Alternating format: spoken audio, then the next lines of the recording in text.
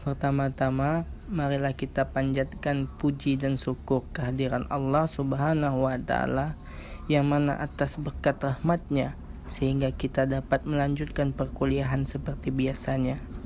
Yang kedua kalinya, kita kirimkan salawat berangkaikan salam kepada Nabi besar Muhammad sallallahu alaihi wasallam yang telah rela bermandikan darah, berhujankan anak panah demi mengucap satu kalimat tauhid, yaitu la ilaha illallah, tiada Tuhan selain Allah. Yang terhormat Ibu Dr. Erni Pebrina Harahap SEMSI dan rekan-rekan teman-teman sekalian, semoga dalam keadaan sehat walafiat.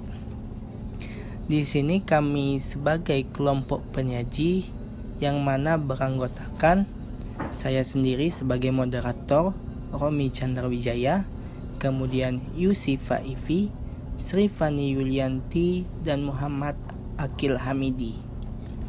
Presentasi kami kali ini dengan tema menempatkan semua pasar bersama model agregat supply dan agregat demand. Untuk penjelasan yang pertama, itu saya sendiri yang akan menyampaikan. Penawaran agregat. Hubungan penawaran agregat atau agregat supply relation mencangkup pengaruh output terhadap tingkat harga, dimulai dari penentuan upah dan penentuan harga di pasar tenaga kerja. Tingkat harga merupakan fungsi tingkat output yang meningkat. Hal ini direpresentasikan oleh kurva dengan kemiringan menaik yang disebut kurva penawaran agregat. Peningkatan tingkat harga yang diharapkan menggeser kurva penawaran agregat ke atas, sementara penurunan tingkat harga yang diharapkan menggeser kurva penawaran agregat ke bawah. Hubungan agregat supply memiliki dua properti penting. Properti pertama adalah berdasarkan tingkat harga yang diharapkan, peningkatan output akan menimbulkan peningkatan. Ini merupakan hasil dari 4 langkah yang mendasari. Yang pertama, peningkatan output menimbulkan peningkatan lapangan kerja. Peningkatan lapangan kerja menimbulkan penurunan pengangguran. Yang ketiga, tingkat pengangguran yang lebih rendah menimbulkan peningkatan upah nominal. Peningkatan upah nominal menimbulkan peningkatan harga yang ditetapkan oleh perusahaan, sehingga meningkatkan tingkat harga. Properti yang kedua adalah bahwa berdasarkan pengangguran, peningkatan tingkat harga yang diharapkan menyebabkan satu demi satu peningkatan tingkat harga aktual. Sebagai contoh, jika tingkat harga yang diharapkan berlipat ganda, maka tingkat harga juga akan berlipat ganda. Pengaruh tersebut akan berlaku terhadap upah. Yang pertama, jika penetapan upah mengharapkan tingkat harga akan lebih tinggi, mereka menetapkan upah nominal yang lebih tinggi. Yang kedua, peningkatan upah nominal menimbulkan peningkatan biaya yang menyebabkan peningkatan harga-harga yang ditetapkan oleh perusahaan dan tingkat harga yang lebih tinggi. Selanjutnya, mari kita lihat kurva 2.2. Misalkan tingkat harga yang diharapkan naik dari PE ke PE aksen pada tingkat output tertentu dan sebagai akibat pada tingkat pengangguran tertentu. Peningkatan tingkat harga yang diharapkan menimbulkan peningkatan upah yang gilirannya menyebabkan peningkatan harga. Jadi pada tingkat output manapun, tingkat harga adalah lebih tinggi. Kurva penawaran agregat bergeser ke atas. Permintaan agregat. Coba kita lihat pada gambar 2.4 bagaimana kurva permintaan agregat bergeser. Kurva permintaan agregat bergeser ke kanan, yaitu dari AD ke AD absen, atau andaikan hal sebaliknya, yaitu operasi pasar terbuka penurunan M pada tingkat harga tertentu. Tingkat output yang tersirat oleh equilibrium dalam pasar barang dan pasar uang adalah lebih rendah. Di gambar 2.4, kurva permintaan agregat bergeser dari bergeser ke kiri, yaitu dari AD ke AD absen. Di sini pada permintaan agregat kami telah merangkum secara ringkas. Yang pertama dimulai dari kondisi equilibrium untuk pasar barang dan pasar uang. Kita telah menderivasi hubungan permintaan agregat demand relation. Yang kedua, hubungan ini menyiratkan bahwa tingkat output adalah fungsi tingkat harga yang menurun. Hal ini disajikan oleh kurva dengan kemiringan menurun yang disebut kurva permintaan agregat demand curve. Yang ketiga, perubahan kebijakan moneter atau fiskal atau secara lebih umum dalam setiap variabel selain dari tingkat harga yang menggeser kurva IS atau LM menggeser kurva permintaan agregat. Equilibrium dalam jangka pendek dan jangka menengah. Coba kita lihat pada gambar 2.5 equilibrium jangka pendek. Kurva penawaran agregat supply digambar untuk nilai PE tertentu. Kemiringannya menarik. Semakin tinggi tingkat output, semakin tinggi tingkat harga. Posisi kurva bergantung pada PE. Ingat kembali pada bagian yang sebelumnya, jika output sama dengan tingkat output alami, tingkat harga sama dengan tingkat harga yang diharapkan. Itu berarti bahwa pada gambar ini, kurva penawaran agregat naik melalui titik B. Jika Y sama dengan YN, maka P sama dengan PE. Kurva permintaan agregat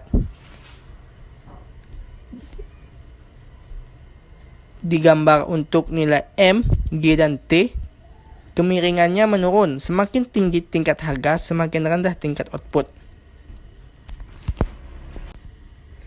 Equilibrium ditunjukkan oleh perpotongan kurva AS dan AD pada titik A. Jadi di titik A, pasar barang dan pasar uang serta pasar tenaga kerja semuanya berada dalam equilibrium. Fakta bahwa pasar tenaga kerja berada dalam equilibrium adalah karena titik A berada dalam kurva penawaran agregat. Fakta bahwa pasar barang dan uang berada dalam equilibrium adalah karena titik A berada dalam kurva permintaan agregat. Tingkat output equilibrium dan tingkat harga ditunjukkan oleh Y dan P.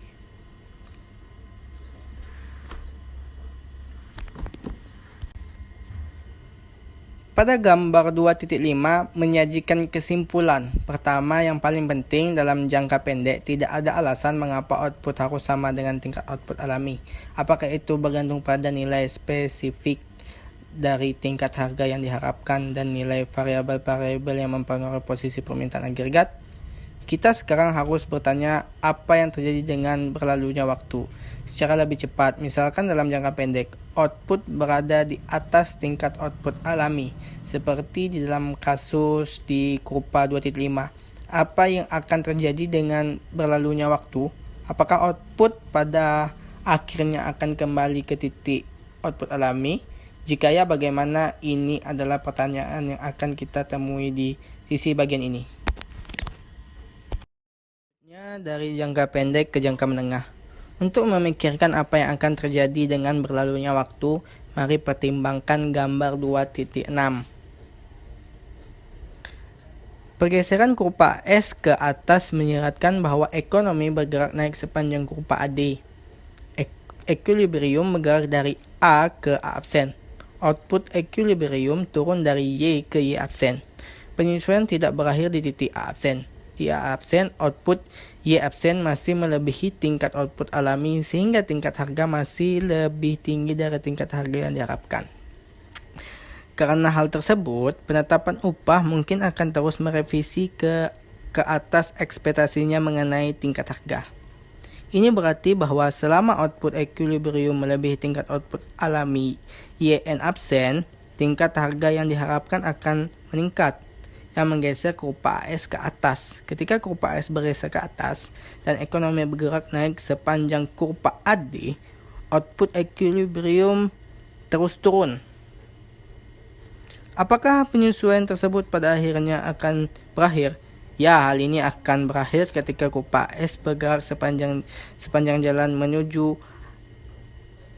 agregat supply absen 2 ketika equilibrium telah bergerak sepanjang A absen 2 dan tingkat output equilibrium sama dengan YN absen di A absen 2. Output equilibrium sama dengan tingkat output alami, sehingga tingkat harga sama dengan tingkat harga yang diharapkan pada titik tersebut.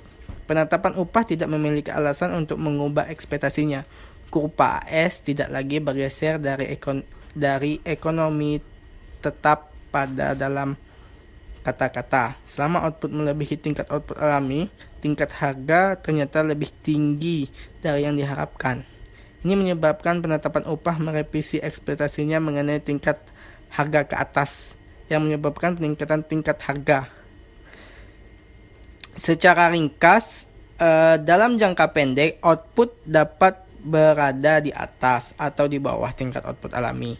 Perubahan dalam setiap variabel yang terlibat pada hubungan penawaran agregat atau hubungan permintaan agregat akan menyebabkan perubahan output dan perubahan tingkat harga. Dalam jangka menengah, pada akhir output kembali ke tingkat output alami. Penyesuaian dilakukan melalui perubahan tingkat harga. Jika output berada di atas tingkat output alami, tingkat harga meningkat. Tingkat harga yang lebih tinggi akan menurunkan permintaan dan output. Jika output berada di bawah tingkat output alami, tingkat harga menurun, yang meningkatkan permintaan dan output. Selanjutnya akan dilanjutkan oleh Sripani Yulianti. Kepada Sripani Yulianti dipersilakan dengan hormat. Akan menjelaskan pengaruh ekspansi moneter. Yang pertama, dinamika penyesuaian. Pengaruh dinamis dari ekspansi moneter. Ekspansi moneter menimbulkan peningkatan output dalam jangka pendek, tetapi tidak mempengaruhi output dalam jangka menengah. Dengan berlalunya waktu, penyesuaian ekspektasi tingkat harga mulai berlaku. Ketika output lebih tinggi dari tingkat output alami, tingkat harga lebih tinggi dari yang diharapkan penetap upah. Jika output kembali ke tingkat output alami, stok uang real juga harus kembali ke nilai awalnya. Dengan kata lain, peningkatan harga yang proporsional harus sama dengan peningkatan proporsional dalam stok uang nominal. Yang kedua, kembali ke belakang layar. Pengaruh dinamika ekspansi moneter terhadap output dan suku bunga. Peningkatan uang nominal pada awalnya menggeser kurva LM ke bawah, yang menurunkan suku bunga dan meningkatkan output. Dengan berlalunya waktu, tingkat harga meningkat, yang menggeser kurva LM kembali ke atas hingga output kembali ke tingkat output alami. Mari kita lihat kedua pengaruh tersebut secara lebih mendalam. Jika tingkat harga tidak berubah, peningkatan uang nominal akan menggeser kurva LM ke bawah ke LM aksen 2. Jadi, jika tingkat harga tidak berubah, equilibrium akan berada pada perpotongan IS dan LM aksen 2 atau pada titik B. Namun dalam jangka pendek, tingkat harga meningkat dari P ke P aksen di gambar 2A. Peningkatan tingkat harga tersebut menggeser kurva LM ke atas dari LM aksen 2 ke LM aksen, yang sebagian mengoffset pengaruh peningkatan uang nominal. Pengaruh bersih dari kedua pergeseran tersebut turun dari LM ke LM aksen 2 sebagai respon terhadap peningkatan uang nominal, dan naik dari LM aksen 2 ke LM aksen sebagai respon terhadap peningkatan tingkat harga. Adalah pergeseran kurva LM dari LM ke LM aksen. Ketiga, netralitas uang. Dalam jangka pendek, ekspansi moneter menimbulkan peningkatan output, penurunan suku bunga, dan peningkatan tingkat harga. Secara aktual, banyak proposisi dinyatakan bahwa uang bersifat netral dalam jangka panjang. Ini karena banyak ekonom menggunakan jangka panjang untuk merujuk apa yang kita sebut dengan jangka menengah. Dengan berlalunya waktu, tingkat harga naik dan pengaruh ekspansi moneter terhadap output dan suku bunga akan hilang. Dalam jangka menengah, peningkatan uang nominal direfleksi sepenuhnya dengan peningkatan tingkat harga yang proporsional. Peningkatan uang nominal tidak mempengaruhi output atau suku bunga. Neutrality of money dalam jangka menengah bukan berarti bahwa kebijakan moneter tidak dapat atau tidak boleh digunakan untuk mempengaruhi output. Sebagai contoh, kebijakan moneter ekspansioner dapat membantu ekonomi bergerak keluar dari resesi dan kembali dengan jauh lebih cepat ke tingkat output alami. Inilah cara jitu kebijakan moneter digunakan untuk melawan resesi. Akan tetapi, ini merupakan peningkatan bahwa kebijakan moneter tidak dapat mempertahankan output yang lebih tinggi selamanya. 2.5 Penurunan defisit anggaran. Asumsi bahwa output awalnya berada pada titik output alami, sehingga ekonomi berada di titik A. Pada gambar 2.9, output sama dengan YN. Penurunan pengeluaran pemerintah dari G ke G aksen menggeser kurva permintaan agregat ke kiri, yaitu dari AD ke AD aksen. Pada tingkat harga tertentu, output lebih rendah. Dalam jangka pendek, equilibrium bergerak dari A ke A aksen, output menurun dari YN ke Y aksen, dan tingkat harga menurun dari P ke P aksen. Pengaruh dari pengurangan defisit memicu output yang lebih rendah. Selama output berada di bawah tingkat output alami, kurva penawaran agregat terus bergeser ke bawah. Ekonomi bergerak turun di sepanjang kurva permintaan agregat AD aksen, hingga kurva penawaran agregat mencapai AS, dan ekonomi mencapai titik A. Pada saat itu, resesi selesai, dan output kembali pada YN. Pengurangan defisit, output, dan suku bunga. Gambar 7.10b sebelum perubahan kebijakan fiskal. Equilibrium berpotongan dengan kurva IS dan kurva LM, yaitu pada titik A. Pada gambar 7.10a, output sama dengan tingkat output alami, YN, dan suku bunga diberikan oleh I. Ketika pemerintah mengurangi defisit anggaran, kurva IS bergeser ke kiri, yaitu ke IS aksen. Jika tingkat harga tidak berubah, ekonomi akan bergerak dari titik A ke titik B. Karena tingkat harga turun sebagai respon terhadap penurunan output, stok uang real meningkat, yang menimbulkan pergeseran kurva LM turun ke LM aksen, yang mengofset sebagian dari perubahan tersebut. Jadi, pengaruh awal dari pengurangan defisit adalah menggerakkan ekonomi dari titik A ke titik A aksen. Pada gambar 7.10a, baik output maupun suku bunga lebih rendah dari sebelum kontraksi fiskal. Output yang lebih rendah akan menurunkan investasi, tetapi suku bunga yang lebih rendah akan meningkatkan investasi. Selama output tetap di bawah tingkat output alami, tingkat harga terus turun, yang menimbulkan peningkatan lebih lanjut atas stok uang real. Kurva LM terus bergeser ke bawah. Gambar 7.10b, ekonomi bergerak turun dari titik A aksen sepanjang IS aksen, dan pada akhirnya mencapai A. Pada gambar 7.10a, di A kurva LM ditunjukkan oleh LM. Output kembali pada tingkat output alami, tetapi suku bunga lebih rendah dari sebelum pengangguran defisit turun dari I ke I. Anggaran, output, dan investasi. Dalam jangka pendek, pengurangan defisit anggaran jika diimplementasikan sendiri yaitu tanpa disertai perubahan kebijakan moneter yang menimbulkan penurunan investasi. Dalam jangka menengah, output kembali ke tingkat output alami dan suku bunga lebih rendah. Dalam jangka menengah, pengurangan defisit jelas akan menimbulkan peningkatan investasi. Sejauh ini kita telah membahas gejolak yang menggeser kurva permintaan agregat, peningkatan jumlah uang beredar, atau pengurangan defisit anggaran. Akan tetapi, terdapat gejolak lainnya yang mempengaruhi baik permintaan agregat maupun penawaran agregat, dan memainkan peran penting dalam fluktuasi. Kandidat kuatnya adalah pergerakan harga minyak. Pada gambar 11 memperoleh dua seri. Yang pertama, yang dipresentasikan oleh garis berwarna-abu adalah dolar harga minyak, yaitu harga 1 barel minyak dalam dolar. Hal itu diukur pada sumbu vertikal di sisi kiri. Ini adalah seri yang dikutip di koran hampir setiap hari. Akan tetapi yang penting bagi keputusan ekonomi bukanlah harga dalam dolar, tetapi harga real minyak, yaitu harga minyak dalam dolar dibagi dengan tingkat harga. Seri kedua dalam gambar yang direpresentasikan oleh warna biru menunjukkan harga minyak real yang dibentuk dari harga dolar minyak dibagi dengan indeks harga konsumen AS. Pengaruh terhadap tingkat pengangguran alami. Peningkatan tingkat pengangguran alami pada gelarnya akan menimbulkan penurunan tingkat lapangan kerja alami.